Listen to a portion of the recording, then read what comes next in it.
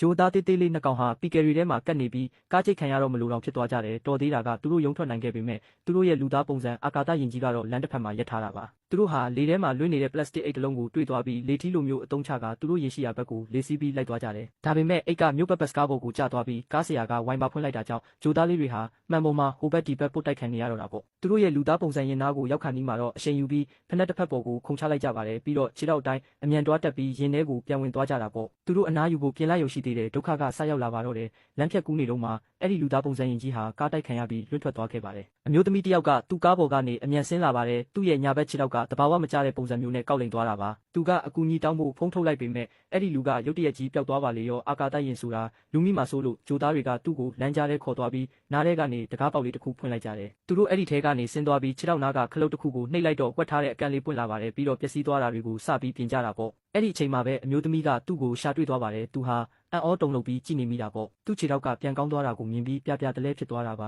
ဂျိုသားတွေကလည်းရင်ကြီးကိုရားလို့ကုတ်တလူမျိုးအမြန်ဟန်ဆောင်ခိုင်းလိုက်ပြီးပြုပြင်ရေးအဖွဲ့ကိုအထက်ပြန်ဝင်ခိုင်းလိုက်ပါတယ်အဲ့ဒီနောက်မှာတော့ရင်ကြီးကလူလိုပဲပြန်ဟန်ဆောင်ပြီးအမျိုးသမီးနဲ့စကားဆက်ပြောပါတော့တယ်တော်သေးတာကအမျိုးသမီးကဘာမှရိပ်မိမသွားတာပါပဲသူကအဲ့ဒီလူကိုအိမ်ကိုဖိတ်ပြီးရေတဖန်ခွက်ပေးလိုက်ပါတယ်တန်တရားမဝင်အောင်ရင်ကြီးကရေကိုတောက်လိုက်ပေမဲ့ရေတွေကအတွင်းထဲကိုစီးဝင်သွားပါတယ်ဂျိုသားတေးသေးလေးတွေကရေမကူးတတ်တော့ရေနစ်တေတော့မလို့ဖြစ်သွားကြတာပေါ့ခဏနေတော့ဟင်းချက်နေတော့အမျိုးသမီးကခရမ်းကျင်တီ sauce ကိုလှမ်းပေးဖို့ပြောလိုက်တယ်ဂျိုသားတွေကအထင်လွဲသွားကြပါတယ်သူတို့ကအဲ့ဒီ sauce ကိုတောက်ရမယ်လို့ထင်သွားကြတာပါဒါကြောင့်ရင်ကြီးကတပလင်းလုံးကိုမော့ချလိုက်ပါတော့တယ်အမျိုးသမီးကတော့ကြောင်ကြည့်နေမိတာပေါ့အဲ့ဒီညမှာပဲသူကအဲ့ဒီလူကိုဟော့တော်စားပြန်ပွဲကိုခေါ်သွားပါတယ်10မိနစ်အတွင်းမှာတင်ရင်ကြီးကဟော့တော်ပေါင်း1000ကိုစားပစ်လိုက်ပြီးအေးအေးဆေးဆေးပဲနိုင်သွားခဲ့ပါတယ်အမျိုးသမီးကနောက်တစ်ချိန်အံ့ဩသွားပြန်ပါတယ်သူကရရှိလာတဲ့ဆုကိုအမျိုးသမီးကိုပေးလိုက်တာပေါ့သူ့ရဲ့အပြုံးကိုမြင်လိုက်ရတော့ရင်ကြီးဟာမမျှော်လင့်ထားတဲ့ခံစားချက်တစ်ခုကိုခံစားလိုက်ရပါတယ်သူ့ရဲ့စိတ်ကိုရအောင်ယူချင်တာကြောင့်အမျိုးသမီးရဲ့သားတက်နေတဲ့တန်းမှာဆရာအဖြစ်ဝင်လုပ်ပါတော့တယ်ကလေးကခဲတံချုံဖို့လိုလာတဲ့အခါမှာရင်ကြီးကသူ့နှာခေါင်းကိုခဲတံချုံဆက်လိုမျိုးတုံးလိုက်ပါတယ်ခဲတံကိုချက်ချင်းပဲ